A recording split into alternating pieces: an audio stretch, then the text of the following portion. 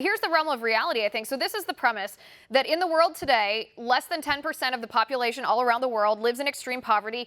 30 years ago, in 1990, 37% of the world lived in extreme poverty. 2 centuries ago, everyone in the world, just about, except for the rulers of each nation, lived in poverty.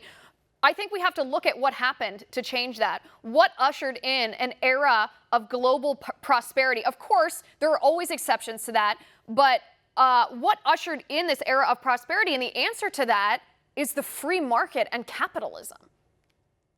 Yeah, and I absolutely agree with that. And I think there's no denying it when you look at the history of it. When you look at this, as you point out, this very sudden change that took place, especially in the West, and we can point to free market capitalism. Now, that doesn't mean, as far as I'm concerned, I don't worship capitalism or the free markets. I think that there are criticisms you could make, and I'm fine with talking about that. I think any Christian would be, any thinking person is, but we have to start by first of all recognizing that even if there are flaws with free market capitalism, not everybody's a winner. That's true. And you've got, if you want to talk about the big corporations like Walmart that drive the mom and pop stores out of business, I mean, I think everyone agrees that, that's not ideal.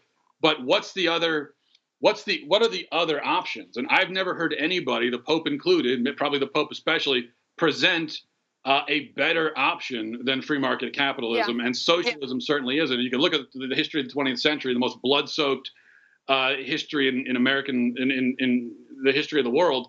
And we could see what socialism did. So I don't think that's the better option. No, and you'd think the Pope of all people would recognize that the problems that are inherent to capitalism and the free market are because of sin. People's personal failings, evil taking over their lives. And the Pope should know better than anyone else that you can't regulate sin away. That comes from within people's hearts. And I know that that's not necessarily a practical solution, but he should know better than anyone else, being the leader of the Catholic Church, that sin is the problem, not a particular free market economic system that allows people to make the right choices, which clearly a large number of people have, and it's benefited people all over the world.